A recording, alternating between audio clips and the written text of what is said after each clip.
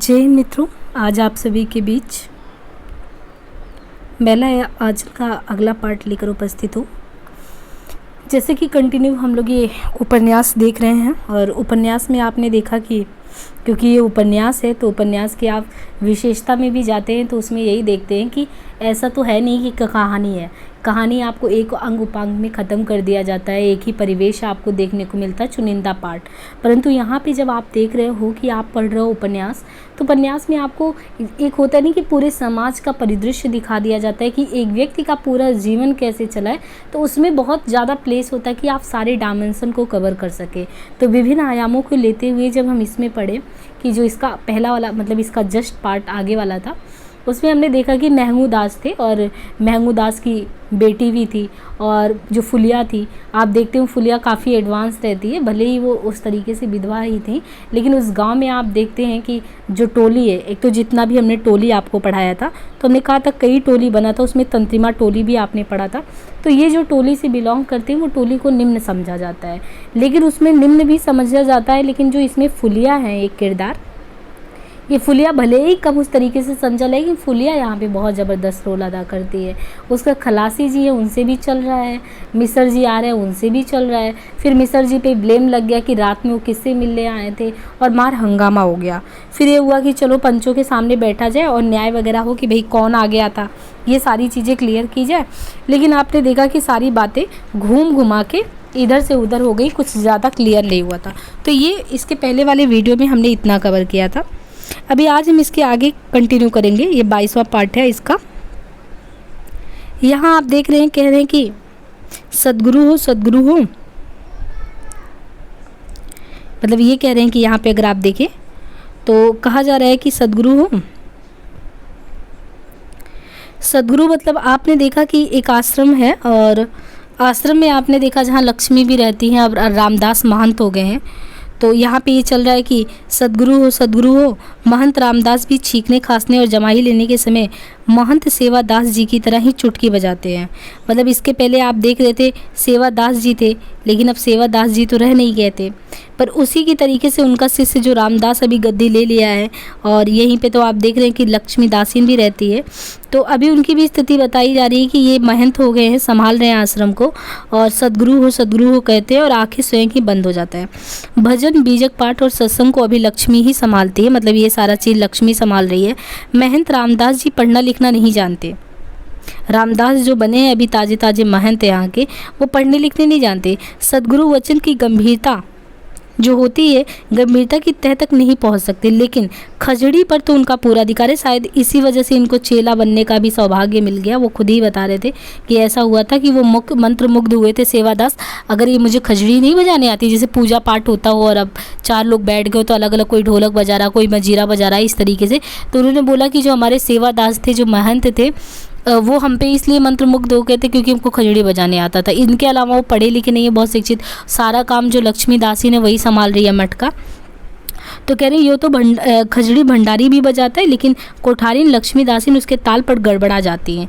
तब महन रामदास जी भंडारी के हाथ से खजड़ी ले लेते हैं। लक्ष्मी मुस्कुरा कर गाने लगती है। संत हो करहु बहिया बल आवनी, छाही बिरानी आस, संतो हो जी अगवा नदिया बहे, सो कस मेरे प्यास हो, संतो सो कस मेरे प्यास। देख रहे हैं, एक तो बहुत अच्छी बात है कि आपको आंचलिक उपन्यास पढ़ते वक्त मैं तो बीच बीच में उस तरीके से पूरा सुना नहीं रही हूँ उस लय में, लेकिन आप इस तरीके से, क्योंकि आंचलिकता भर भर के है आपको, जैसे लोकगीत हो गया, संगीत हो गया, जो गायन में एक ध्वनि होता है, और बिल्कुल ऐसे सहज में कि उन चीज़ों को बिना काटे जैसे बिल्कुल परिवेश में हो रहा है।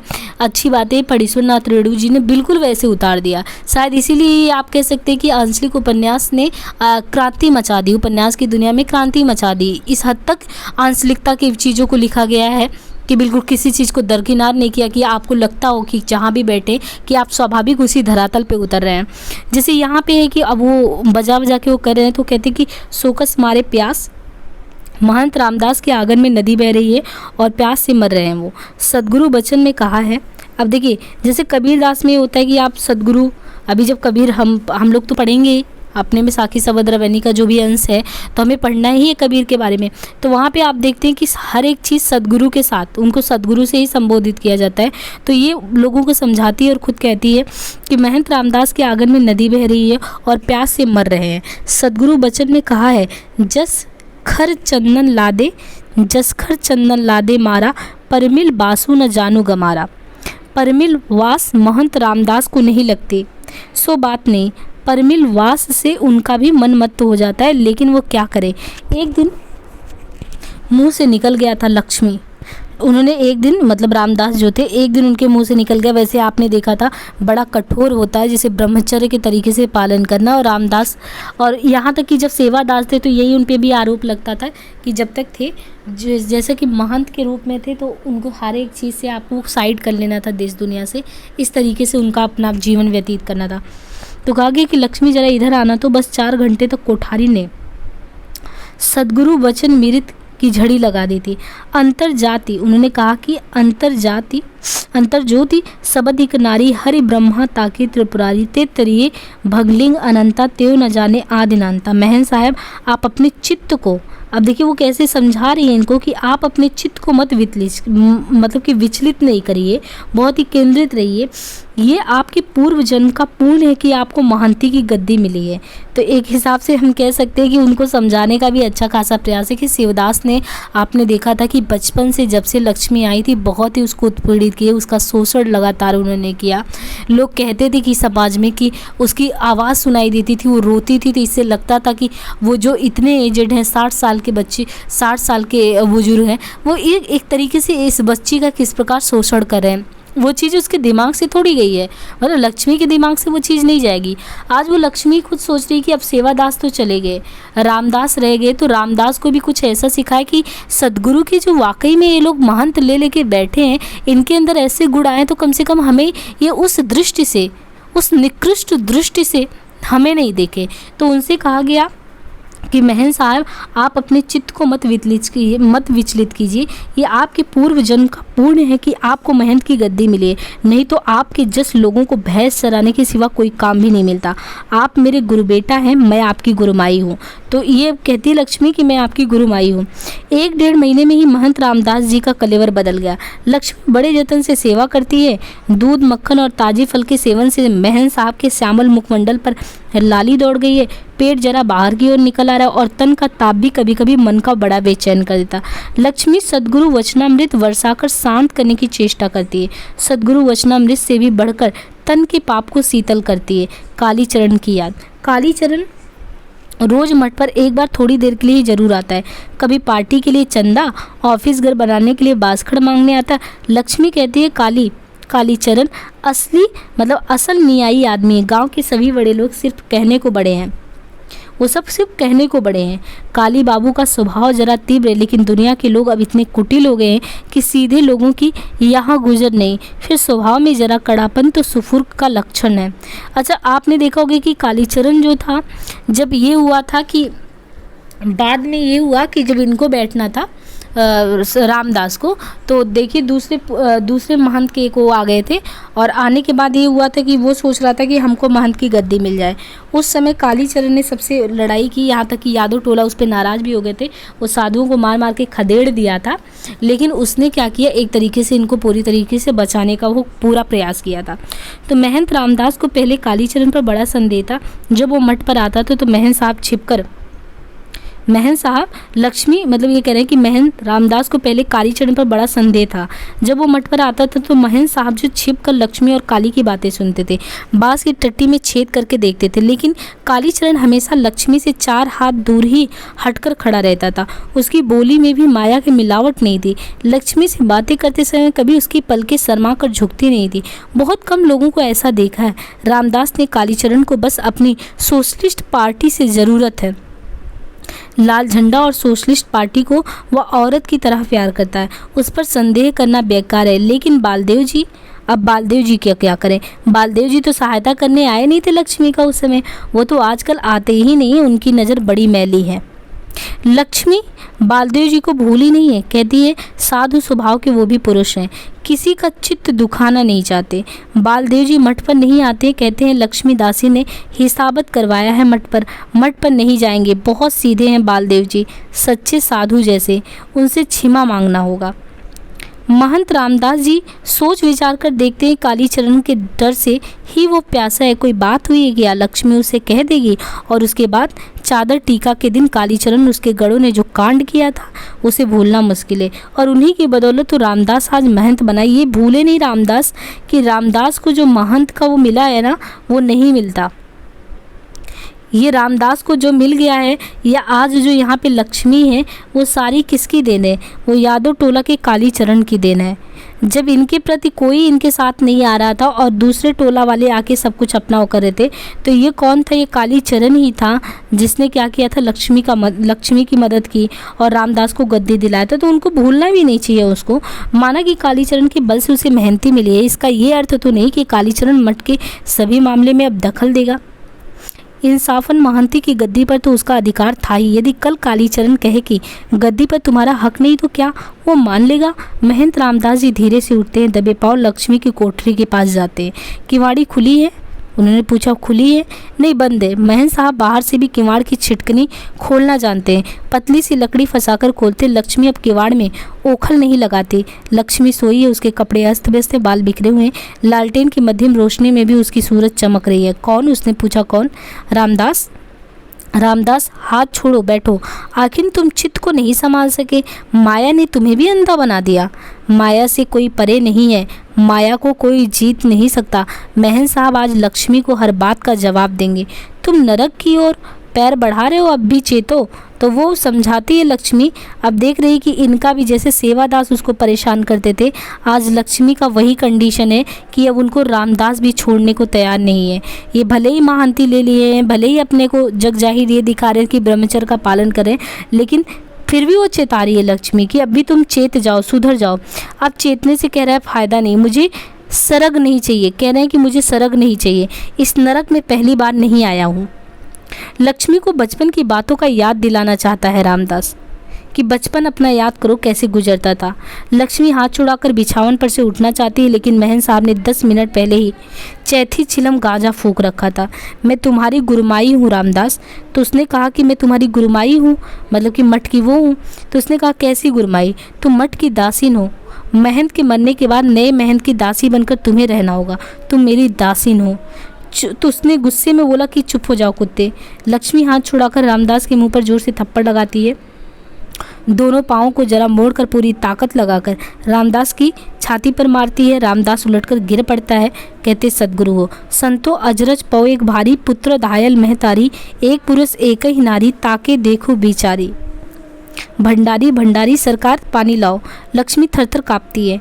महंत सेवादास की दम तोड़ती हुई मूर्ति उसकी आंखों के सामने दिखाई पड़ रही है। नहीं, मरा नहीं। भंडारी कहता है कि वो मरा नहीं है। महंत साहब को फिर मिस्त्री की, मतलब कि फिर से मिर्गी की, क्योंकि उनको ये था कि 2 थप्पड़ लगने के बाद मिर्गी की बीमारी आ जाती थी, वो इससे भी डर रही है। फिर से उनको मिर्गी की बीमारी आ गई। कल रामपुर मठ से जो साधु आया है मिर्गी की दवा जानता है, कल ही दिलवा दीजिए सदगुरु हो। महंत साहब को बुखार है, छाती में दर्द। डॉक्टर साहब ने मालिश का तेल भेजा। लक्ष्मी महंत साहब की छाती पर तेल मालिश कर रही है। महंत साहब कराह रहे हैं, सदगुरु हो अब नहीं बचेंगे, हमको काशी जी भेज दो कोठारिन, हम अपने पाप का प्रायश्चित करेंगे, हमको जाने से ही क्यों ना मार दिया तुमने, हाय। तो उन्होंने कहा हाय। फिर वो कहते हैं कि जय हिंद कोठारिन जी, जय हिंद। तो बालदेव जी आते हैं। अच्छा देखिए, जो रामदास है उसने गलत व्यवहार करना चाहा फिर से लक्ष्मी के साथ, लेकिन फिर से वो पड़ गया, उसको मिर्गी आ गई। फिर भी देखिए सेवा करने के लिए आखिर कौन उपस्थित है, लक्ष्मी ही उसकी सेवा कर रही है। तो ये चीज़ ये बिल्कुल भूल नहीं सकते कि वो सेवादास थे, चाहे उस बच्ची को लगातार परेशान किए, उसका शोषण किए, वो बड़ी हुई, वो एकदम निस्त्रंस जो समस्याएं हैं, मतलब कि एक तरीके से आप कह सकते हैं कि अंदर को इंसान को आंदोलित कर देने वाली है, जिसको आप उनको जघन्य मान के चलेंगे कि वो भूल नहीं सकता उसका बचपना। उसको तुरंत दिल्ली तो तुरंत याद याद आ जाता है। फिर भी वो सेवादास के साथ सहानुभूति के साथ वो मरते दम तक उनके साथ निभाई। रामदास भी ऐसे ही कर रहा है काम, लेकिन मिर्गी आ रहा है इतनी बीमारी से, फिर भी वो उसकी मदद करने के लिए आती है। फिर अभी देखिए कि बालदेव जी, ये वही बालदेव जी जब इनके सामने गई थी तो इसको कुछ नहीं हुआ था, कि अगर इसको लक्ष्मी को निकाल भी दिया जाता, आप सोचिए फिर वो कहाँ जाती। उस समय किसने मदद किया था? सिर्फ कालीचरण ने ही मदद किया था और किसी ने मदद नहीं किया था। वो आते हैं बालदेव जी तो कहते हैं कि रामदा महन साहब को क्या हो गया? बुखार है, छाती में दर्द है, तो पुरानी गाय के घी की मालिश कीजिए ना, ठीक हो जाएगा। पुराने गाय का घी अर्थात गाय का पुराना सड़ा घी सुनते ही लक्ष्मी को मिचली आने लगती है। महन सेवादास को भी जब दमे का दौरा होता था तो गाय का घी ही मालिश करवाते थे। कोठारीन जी, शिवनाथ बाबू आ रहे हैं, यहाँ एक चरखा सेंटर खुलना चाहिए, कुछ मदद दिया जाए। चरखा सेंटर, इसमें क्या होगा? चरखा सेंटर में, अरे यहीं चरखा, घर का धुनकी और बिनाई सब होगा और क्या। गांव में तो रोज़ नया नया सेंटर खुल रहा है, मलेरिया सेंटर, काली टोपी सेंटर, लाल झंडा सेंटर और अभी चरखा सेंटर। हाँ, नए ज़माने में तो रोज़ नई नई बातें होंगी ना। सुनते हैं आपने सोशलिस्ट पार्टी को काफ़ी मदद दी है, लेकिन कोठारीन जी, तो गांधी महात्मा का रास्ता ही सबसे पुराना और सबसे सटीक वाला रास्ता है। नई नई पार्टी खुल रही है मगर किसी का रास्ता ठीक नहीं, सब हिंसावाद के रास्ते पे। तो बालदेव जी अपना झाड़े जा रहे हैं, उनको ये लग रहा है कि उन्होंने सुन लिया है कि आजकल कौन है, आजकल इनके पास कालीचरण आ रहा, और कालीचरण का ये मदद क्यों नहीं करेगी? कालीचरण इसके विपत में मदद किया, भले ही वो मालकिन है, तो कालीचरण ने उसकी मदद किया था। और कालीचरण को आप देखते हैं कि सोशलिस्ट पार्टी से वो बिलोंग करता है, वो झंडे और सारी चीज़ों को। और ये बालदेव जो है ये महात्मा गांधी के रास्ते पे अहिंसावादी वाले चलने वाले हैं। तो उन्होंने कहा कि आजकल सुन रहे हैं बड़ा सोशलिस्ट पार्टी की मदद हो रही है भाई, लेकिन जो रास्ता सही है मैं तो उसी के बारे में आपको बताऊंगा कि सबसे ज़्यादा सटीक, सबसे ज़्यादा सही गांधी महात्मा का रास्ता है और भटकने की ज़रूरत नहीं है। तो सद्गुरु हो सद्गुरु, कोठारीन इसको जो चन्ना देना है, मतलब उन्होंने कहा कि इसको जो चन्ना देना है तो देकर विदा करो सद्गुरु हो। उन्होंने सीधे बोल दिया, देखो ये गिड़गिड़ा रहा है, इसको जो देना है बालदेव को देके विदा करो सद्गुरु हो। महन साहब दर्द से छटपटाते हैं, बालदेव जी की नज़र बड़ी मैली है। 10 रुपये का एक नोट निकाल कर देते हुए लक्ष्मी कहती है, आजकल तो हाथ एकदम खाली है, आप तो आजकल इधर का रास्ता ही भूल गए, हमसे जो अपराध हुआ क्षमा कीजिएगा। नहीं कोठारीन जी, आजकल छुट्टी ही नहीं मिलती, कभी कपड़े की पुर्जी बांटने का काम क्या मिला, एक आफत में जान फंस गई है, कांग्रेस का कोई भी काम नहीं कर सकता हूँ, उधर दूसरी पार्टी वालों का मौका मिल गया है, कालीचरण दिन रात खटता है, हमारे कांग्रेस के मेंबरों को भी सोशलिस्ट का मेंबर बनाना चाहता है, इसलिए शिवनाथ बाबू को बुला रहे हैं। चरखा सेंटर खुलेगा, एक पुराना कार्यकर्ता बावन दास भी आ रहा है, कार्यकर्ता है मतलब बावन दास, वो भी आ रहा है साथ में। पुराना तो नहीं, मेरे ही साथ स्वराजी में, यानी जब स्वराज की पार्टी इन्होंने स्वराज ज्वाइन किया था तो कह रहे हैं कि मेरे ही स्वराज मतलब मैंने ज्वाइन किया था उसी समय जो बावन दास था, तो बावन दास भी वही मतलब साथ में आ रहा है, तो वो भी था उसी में, वो भी पुराना कार्यकर्ता है और आएगा साथ में, यानी शिवनाथ बाबू के साथ में आएगा। और वो आएगा तो स्वराजी में नाम लिखाया था उसने भी साथ में, पुराना तो नहीं है। बावन दास जो है वो बौना है, सिर्फ 1.5 हाथ ऊंचा वैष्णव है, आएगा तो यहाँ ले आएंगे। जय हिंद करके वो चलने की बात करते। बालदेव जी को फिर लक्ष्मी की देह की सुगंध लगी, कितनी मनोहर लगी, तो वो उन पे थोड़ा सा मतलब है एक फिदा है। लक्ष्मी देखती है बालदेव जी आजकल बहुत दुबले हो गए हैं, बालदेव जी के दिल में जरा भी मैल नहीं, कितने सरल न जाने को लक्ष्मी का जी आज बालदेव जी को देखकर इतना चंचल हो रहा है। बालदेव जी सच्चे साधु हैं। विरा को ओदी लकड़ी सपुचे और धुधुआए, दुख से तभी पचियो जब सकले जरे जाए। आगे ये पार्ट में हम देखते हैं कि 23वां पार्ट है। देखिए यहाँ पे स्केच भी बहुत अच्छे अच्छे बनाए गए हैं, है ना, इस पूरे दृश्य को एक दर्शाने के लिए स्केचिंग की गई है। गांव के लोग अर्थशास्त्र का साधारण सिद्धांत भी नहीं जानते। अब यहाँ पे देखिए अर्थशास्त्र को अब आंचलिकता में ना, तो ये अर्थशास्त्र को अर्थशास्त्र नहीं कहेंगे बल्कि उसको कह रहे हैं अर्थशास्त्र। तो कह रहे हैं कि ये स्थिति है इस गांव की अगर देखी जाए तो अर्थशास्त्र का साधारण सिद्धांत भी इन्हें नहीं पता। सप्लाई और डिमांड, आप मांग और पूर्ति का सिद्धांत पढ़ते हैं, ये आप इकॉनमी में पढ़ते हैं जब भी, तो मांग और पूर्ति का सिद्धांत आपको पढ़ना होता है। अर्थव्यवस्था के संचालन के केंद्र में मांग और पूर्ति ही सब कुछ है, कि सामने से आप कोई भी सामान कितना मांग रहे हो, कितना डिमांड है और सामने से उसकी प्रतिपूर्ति कितनी हो पा रही, तो सप्लाई एंड डिमांड पे ही आप कह सकते हैं पूरी अर्थव्यवस्था टिकी होती है। तो कह रहे हैं वैसे तो गाँव के लोगों को ना अर्थशास्त्र का साधारण सिद्धांत पता है, यानी अर्थशास्त्र के साधारण सिद्धांत में ही नहीं जानते, सप्लाई और डिमांड के गोरख धंधे में वे अपना दिमाग नहीं खपाते। अनाज का दर बढ़ रहा है, खुशी की बात है कि पाट का दर बढ़ रहा है, बढ़ता ही जा रहा है। और भी खुशी की बात है कि 15 रुपये में साड़ी मिलती है तो 12 रुपये मन धान भी तो है। हल का फाल 5 रुपये में मिलता है, 10 रुपये में कढ़ाई मिलती है तो क्या हुआ, पाट का अभाव हुई तो 20 रुपये मन है, खुशी की बात है। अनाज की ऊंची दर से गांव के 3 ही व्यक्तियों ने फ़ायदा उठाया। यानी यहाँ पे गांव में ये हुआ कि अनाज का दर जो है वो मतलब कि महंगा हो गया वो, तो कह रहे कि अनाज की ऊंची दर से गांव के 3 ही व्यक्ति ऐसे जिनको फ़ायदा हुआ है। एक तो तहसीलदार साहब, एक जो है विश्वनाथ बाबू जिनकी बेटी कमली है, तो एक उनको तहसीलदार को फ़ायदा है, एक सिंध जी हैं और एक खिलावन सिंह यादव हैं। तो इन 3 पार्टी यानी यादव जी को, तहसीलदार साहब को जो कि कायस्थ के हो गए, सिंध जी, इन तीनों को फ़ायदा है। और जो छोटे छोटे किसान हैं उन किसानों की ज़मीनें कौड़ी के मोल बिक रहे हैं। मज़दूरों को 1.25 रुपये रोज़ मजदूरी मिलती है, लेकिन एक आदमी का भी पेट नहीं भरता। 5 साल पहले से 5 आने रोज़ मजदूरी मिलती थी और उसी में घर भर के लोग खाते थे। तहसीलदार साहब ने धान तैयार होते ही न जाने कहाँ छिपा दिया है। दरवाजे पर दर्जनों बखार है, लेकिन इस साल सब खाली चमगादड़ों के अड्डे हैं। सरकार शायद धान जब्ती का कानून बना रही है, मतलब कि धन जब्त करने का कानून। कपड़े के बिना सारे गांव के लोग अर्धनग्न हैं। मर्दों ने पैंट पहनना शुरू कर दिया है और औरतें आंगन में काम करते समय एक कपड़ा कमर में लपेट कर काम चला लेती हैं। 12 वर्ष तक बच्चे नंगे ही रहते। ये स्थिति आपको देखनी है इस गाँव की। तहसीलदार मतलब 3 लोग हैं जिनको बहुत फ़ायदा हो रहा है इस गांव में। इनके अलावा आप देख रहे हैं तो देखने को क्या मिल रहा है कि तहसीलदार साहब ने धान तैयार होते ही न जाने कहाँ छिपा दिया है।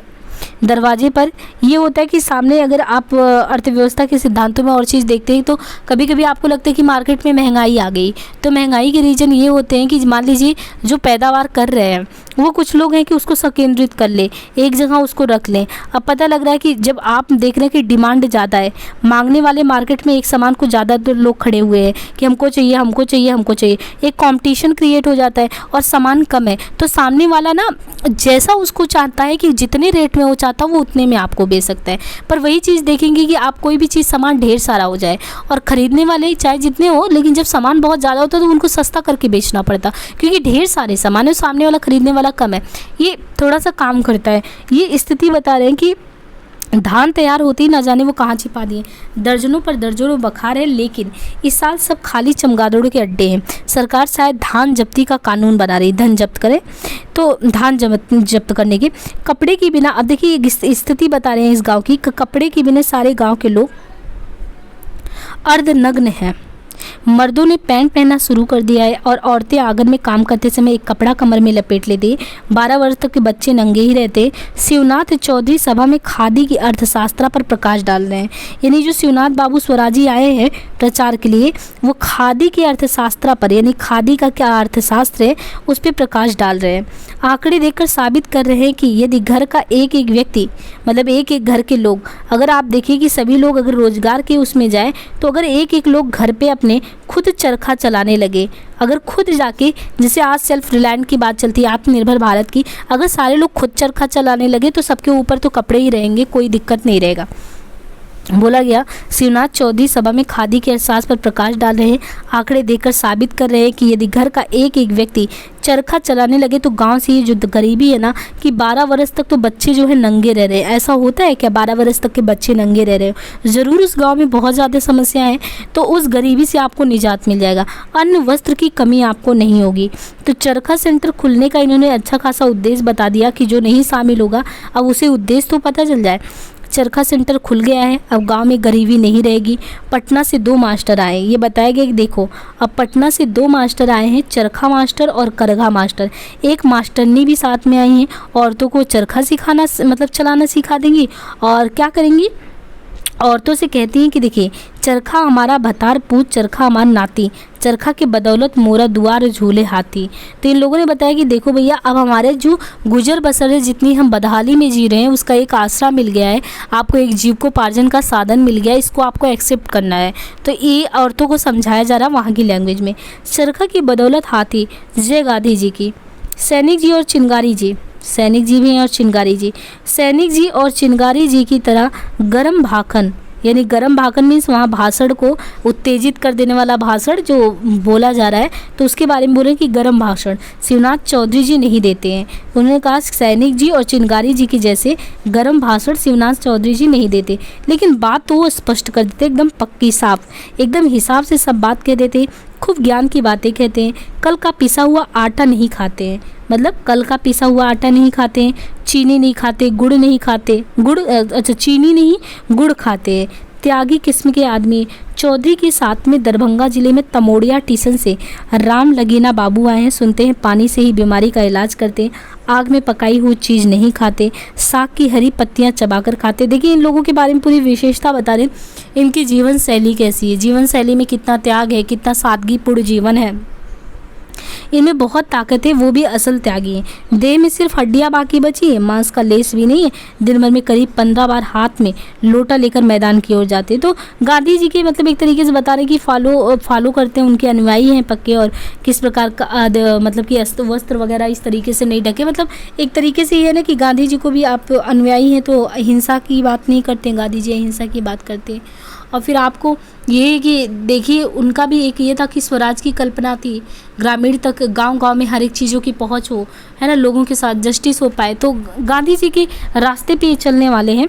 सादा कागज़ वाला एक फहराम बटा हुआ, फहराम पर महात्मा जी की छापी है, यानी महाराम पर महात्मा गांधी जी की छपी है, और नीचे वो लिखा है, बापू कहते हैं जो पहने सो काते। देखिए इन्होंने बिल्कुल बता दिया है कि गांधी जी जब ये चरखा सेंटर खुल रहा तो आके ये बताया गया कि देखिए बापू खुद कहते हैं कि जो पहने सो काते, यानी जिसको वस्त्र पहना वो खुद ही काते, जो काते सो पहने, और जो काटेगा वही पहनेगा। तो इन्होंने स्पष्ट कह दिया कि ये गांधी जी का है। सोशलिस्ट पार्टी वाले, अब जो सोशलिस्ट पार्टी वाले जिसे आप कह सकते हैं कि वो है, मतलब आप सोशलिस्ट पार्टी वाले का नाम देखेंगे तो कालीचरण, हाँ कालीचरण, यहाँ कालीचरण है जो, ये गलत है। तो ये कालीचरण जो है सोशलिस्ट पार्टी वालों ने भी, उन्होंने फहराम बाट की किया था, लेकिन वो लाल रंग का था। उन लोगों ने भी अपना लाल झंडा दिखा दिया। यहाँ गांधी जी ने बता दिया कि देखो हमारा तो चरखा है, हम तो कहते हैं जिसको वस्त्र पहना भाई वो काटे, और खुद से काट के उसको बनाए। यहाँ पे कह रहे हैं कि वो लाल रंग का था और उसमें एक दोहा ज़्यादा था। मतलब इन्होंने कहा कि गांधी जी वाले में था कि जो पहने सो काते, जो काते सो पहने। यहाँ कहा गया कि जो जोतेगा सो बोएगा, और जो बोएगा सो काटेगा। तो आपको दोनों में एक तरीके से गांधी जी का, कि गांधी जी भी एक बार स्वावलंबन की बात करते कि अब करते हैं, इन्होंने भी कहा कि जो जोतेगा सो बोएगा।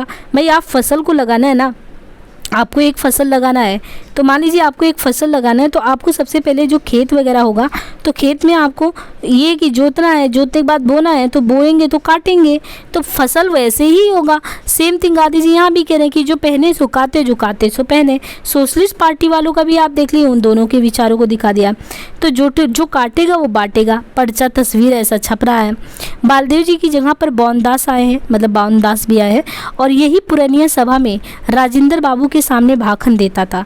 मतलब ये बताया जा रहा है एक समय था कि बालदेव जी की जगह पे बावनदास भी आए हुए हैं, और ये पुरानिया, जहाँ पे पुरानिया सभा में बेसिकली मेरीगंज गांव में सारा ये कार्यक्रम होना है, तो कह रहे हैं कि बावनदास आया यही पुरानिया सभा में, राजेंद्र बाबू जो राजेंद्र बाबू हैं, राजेंद्र बाबू के सामने भाषण देता था। बालदेव जी को पुर्जी बांटने से छुट्टी नहीं मिलती है, इसलिए पब्लिक का काम करने के लिए बावनदास को यहाँ भेजा गया है। बड़ा बहादुर है, मतलब बावनदास को, जो बावनदास जो 1.5 फुट का बता रहे हैं कि है, उसको बोल रहे हैं कि बड़ा बहादुर है और मुझे तो काम से फुर्सत नहीं मिलता, इसलिए प्रचार के लिए, पब्लिक का काम करने के लिए इसको भेज दिया गया है। जब 42 के मोमेंट में लोग कचहरी पर झंडा फहराने जा रहे थे तो मिलिट्री ने घेर लिया था। बावनदास एक मिलिट्री के फैले हुए पैर के बीच से उस पार चला गया और कचहरी की हाथा में झंडा फहरा दिया।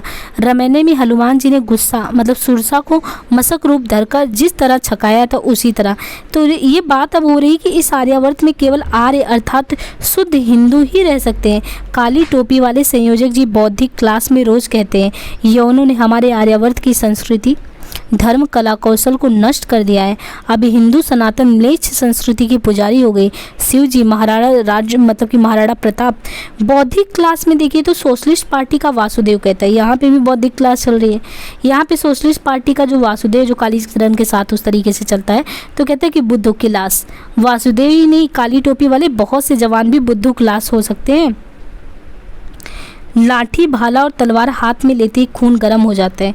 राजपूत नौजवानों का उस दिन हरगौरी कह रहा था, संयोजक जी यवनों पर मुझे क्रोध नहीं होता, यवनों का पक्ष लेने वाले हिंदुओं की तो गर्दन उड़ा देने का मन करता है। संयोजक जी जरा दूर हट गए थे, नहीं तो हरगौरी ने इस तरह तलवार चलाई थी कि संयोजक जी की तो गर्दन गई थी।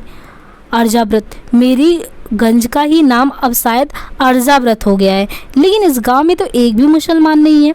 गांव भर के हलवाओं चरवाओं और मजदूरों का नेता तो कालीचरण है। छोटा नेता वासुदेव सबको समझाता है, भाई आदमी का एक ही रंग में, मतलब उन्होंने कहा ये दोनों वासुदेव और कालीचरण मिलके गांव वालों को, जो कि सोशलिस्ट पार्टी को ज्वाइन करके चल रहे हैं, कह रहे भाई देखो, सारे लोगों को समझाता है कि देखो भाई आदमियों का एक ही रंग में रहना चाहिए। यह 3 रंग का झंडा, थोड़ा सादा, थोड़ा लाल और पीला, ये तो खिचड़ी पार्टी का झंडा हुआ ना। कांग्रेस तो खिचड़ी पार्टी है, इसमें जमींदार हैं, सेठ लोग हैं और पासंग मारने के लिए थोड़ा किसान मजदूर को भी मेंबर बना लेते हैं। गरीबों का एक ही रंग का झंडा है और वो झंडा इनका लाल वाला है, सोशलिस्ट वाला है, समाजवादी विचार वाला। तो इन लोगों ने लोगों को समझा दिया कि भाई देख, अगर तुम कांग्रेस की तरफ जा रहे हैं, मतलब उस समय की पार्टी के बता रहे हैं कि अगर उधर जा रहा है तो उसके झंडे की बात करें तो तुम्हें अलग अलग रंग के मिल रहे हैं, और जब मैं अपनी सोशलिस्ट का बात कर रहा हूँ तो वहाँ पे देख रहा हूँ कि एक ही तले बैनर तले आपको रहना है, एक ही उसका झंडा है। तो इस तरीके से गांव वालों को समझा रहे हैं। फिलहाल गांव वाले किधर जाते हैं, कैसे समझते हैं, तो आप जिसको जो ज़्यादा कन्विंस लगेगा, कन्विंसिंग कर पाएंगे तो वो तो बात है। तो ये बताया इनको, तहसीलदार साहब भी कांग्रेसी हो गए हैं। उन्होंने चरखा सेंटर के लिए अपना गुहाल कर दे दिया है। खद्दर पहनने लगे हैं, बोलते थे सारी जिंदगी तो झूठ बेईमानी करते ही गुजर गई, आखिरी उम्र पुण्य ही कर लिया जाए। तहसीलदार साहब चवन्निया मेंबर नहीं बने हैं। चवन्निया मेंबर तो सभी बनते हैं, तहसीलदार साहब 400 टकिया मेंबर बने हैं। देखा नहीं, शिवनाथ बाबू ने रसीद काट कर दिया और तहसीलदार साहब ने तुरंत मंदाता तंबाकू के पत्ते के बराबर 4 नंबरी नोट निकाल कर दिया। खड़खड़ करता था नोट उनका। अब सोशलिस्ट पार्टी का चलना मुश्किल लग रहा है, पार्टी में एक भी धनी आदमी नहीं। अब ये भी है चिंता कि लोगों का उद्देश्य क्या है वो ही नहीं समझ में आ रहा है। अब मतलब सामने वाला कड़ा कड़ा नोट पकड़ा रहा है तो वो पार्टी आगे जा रही है। इनका मतलब कि हमारी पार्टी में तो कोई ऐसा ही नहीं रहा, तगड़ा नोट पकड़ाने वाला कोई नहीं रहा। तंबाकू की एक किस्म है, वो कहा गया कि तंबाकू की एक किस्म है, मठ की कोठारी कब तक पार्टी चलाएगी। दफ़ा 40 की नोटिस आई है। जिला कांग्रेस के मंत्री जी ने नोटिस भेज दिया है, नोटिस यानी नोटिस भेज दिया है। सोशलिस्ट पार्टी तो जोर जबरदस्ती जमीन पर कब्जा करने को कहती है। कांग्रेस के मंत्री जी ने दफ़ा 40 कानून पास करके नोटिस भेज दिया है। बालदेव जी हाट में नोटिस बांट रहे। अब यहाँ पे आपको थोड़ा समझना होगा, ये नोटिस नहीं नोटिस की बात कर रहे हैं। दफ़ा 40 कानून पास हो गया है। अधिया बटैयादारी करने वाले किसान अपनी ज़मीन नकदी करा ले, बहती गंगा में सब हाथ धो लें। नया कानून पास हो गया, हिंसावाद करने की ज़रूरत नहीं है। पुरानी कचहरी में दफ़ा 40 का हाकिम आ गया है। दरखास्त दे दो, बस ज़मीन नकदी हो जाएगी। वाजिब बात कहते हैं बालदेव जी, यदि बिना तूल फजूल किए ही ज़मीन नकदी हो रही है तो सोशलिस्ट पार्टी में आने की ज़रूरत ही क्या। कांग्रेस का राज है, जिस चीज़ की ज़रूरत हो कांग्रेस के मंत्री जी से कहो, कानून वो बना देंगे। तब एक बात है, इस तरह छुटपुट होकर कहने से कांग्रेस के मंदिर भी कुछ नहीं कर सकते। सबों को एक जगह मिलना चाहिए, मिलकर एक ही बात बोलनी चाहिए। 10 मिलकर करो काज, हारो जीतो क्या है लाज। गलती तो पब्लिक की है ना, पब्लिक की। कोई कांग्रेस में तो कोई सोशलिस्ट में, तो कोई काली टोपी में। इस तरह तितर बितर रहने से पब्लिक की कोई भलाई हो सकती है भला। बालदेव जी ठीक कहते हैं। अब बालदेव जी क्या ठीक कहते हैं, फट्टी वीटी एक्ट। सोशलिस्ट पार्टी के जिला मंत्री जी कामरेड कालीचरण को समझाते हैं। देखिए अब ये सोशलिस्ट वाली पार्टी की बात कर रहे हैं कि सोशलिस्ट पार्टी के जिला मंत्री जी कामरेड कालीचरण जो है उनको समझाते हैं। देखिए भैया, 40 वीटी एक्ट तो कोई नया कानून नहीं है, ये तो पहले वाला कानून है। कांग्रेस के मंत्री ने पर्चे बंटवाए हैं। ठीक है, आप भी गांव के किसानों से कहिए कि जितने बड़े किसान हैं सबों को ज़मीन पर धावा कर दें। कोई किसी के खिलाफ गवाही नहीं देगा। कानून से होता क्या है, असल चीज़ है उसको साबित करना, साबित पक्का होना चाहिए। और गवाहों की हिजार में भी जरा बेड़ नहीं हो। ये तो सभी तभी हो सकता है ना जब सभी गरीब एक झंडे के नीचे आए। तो आप देख रहे थे कि तो मार्क्सवादी विचार को लेके जब था कि मार्क्सवादी विचार कहता ही था कि लोग उठो, सभी लोग क्रांति करो। ये जो एक तबका है जो आप लोगों को शोषक यानी शोषक बन के आपको क्या कर रहा है कि एक जो तबका है वो लोगों का शोषण कर रहा है। जैसे एक तरीके से बुर्जुआ क्लास को कह दे कि निम्न क्लासों के साथ वो जिस तरीके से करते हैं व्यवहार, तो वो जो क्लासेस का सा मामला है एक दूसरे के बीच में, तो वो है कि कुछ लोगों का पूरी संपत्ति पर अधिकार है, बाकी जो लोग हैं उनको लोग लूट रहे हैं। तो समाजवादी आया भी था कि मार्क्सवाद की उठो क्रांति करो भाई, तुम्हारा न्याय तो तभी मिलेगा ना, तुम अपने हक के लिए लड़ोगे। तो बोला कि सभी गरीब एक झंडे तले आ जाएं, ऐसा लोगों को समझाओ। अगर कांग्रेस उस तरह प्रचार कर रहे हैं तुम भी जाओ प्रचार करो और लोगों को समझाओ। कहता असल चीज़ें साबित करना, तो फिर बोला कि ठीक है जाओ और सभी गरीब एक झंडे के नीचे आओ, एक पार्टी में आओ, एक सूत्र में बंध जाओ। तहसीलदार साहब कांग्रेसी हो गए हैं, बस प्रॉब्लम उन्हीं की ज़मीन पर किसानों द्वारा दावा करवा दीजिए। अब देखिए तहसीलदार हो गए हैं कांग्रेसी, अब ये निगाह सबकी गई है कि अच्छा ये गए हैं विश्वनाथ बाबू, अब एक काम करो सारे लोग बोल दो कि इनकी ज़मीन पे धावा, ये मेरी ज़मीन है, बस हो गया काम तमाम। तब देखिएगा कि कांग्रेस के मंत्री जी की नोटिसबाजी का होता क्या है। लाल पताका के इस अंक में चिनकारी जी का इस संबंध में एक विशेष आर्टिकल आया है, ज़्यादा कॉपी ले जाइएगा इस बार। दफ़ा 40 आधी और बटैयादार करने वालों की ज़मीन पर सर्वाधिकार दिलाने का कानून है, लेकिन कानून में छोटा सा छेद भी आ रहा है तो उससे हाथी निकल जा सकता है। जितने दफ़ा 40 के हकीम नियुक्त हुए हैं सभी या तो जमींदार अथवा बड़े बड़े किसानों के बेटे हैं, उनसे गरीबों की भलाई का आशा बेकार है। लेकिन एकता की शक्ति कानून से भी बढ़कर है। सोशलिस्ट पार्टी के लाल झंडे के नीचे होकर हम प्रतिज्ञा करें कि जमींदारों और बड़े किसानों के पक्ष में गाँव का एक बच्चा भी गवाही नहीं देगा। मतलब ये हुआ कि सोशलिस्ट पार्टी के लाल झंडे के नीचे हम ये प्रतिज्ञा करें कि जमींदार हो या बड़े किसान के पक्ष में गांव का एक बच्चा भी, मतलब ये लोग किसके पक्षदार नहीं है, जो गांव के बड़े किसान हैं जो लोगों को लूटते हैं, क्योंकि ये क्रांति इसलिए ना कि गरीबों को एक साथ लाना है। तो बोला कि ठीक है, लाल पताका आधीदारों को विश्वास दिलाता है, कहना वाजिब है, बात वाजिब है, ये बात का बतंगड़ होगा। ज्योतिकी जी सभी बात में मीन मेख निकालते हैं। दो भैंस की लड़ाई में दो के सिर आफत कांग्रेस और सूसलिंग अपने में लड़ रहे हैं, दोनों अपना अपना मेंबर बनाना चाहते हैं। चक्की के दो पार्ट में गरीब लोग ही पीस जाएंगे, गरीब पीसे नहीं जाएंगे, गरीबों की भलाई होगी। एक पार्टी रहने से काम नहीं होता है। जब दो दलों में मुकाबला और हिड़िस होता है तो फ़ायदा पब्लिक को ही होता है। उस बार रोहताहट मेला में विदेशिया नाच वाला आया था, मन लगाकर ना तो नाच करता था और ना ही गाना ही अच्छी तरह गाता था। तीसरे दिन बलवाही नाच का भी एक दल आ गया, दोनों में मुकाबला हो गया। शाम ही से दोनों ने नाच शुरू किया। कितना गज़ल कवाली खिमटा क्या क्या नहीं हो रहा था। चलित्र कर्मकार आया।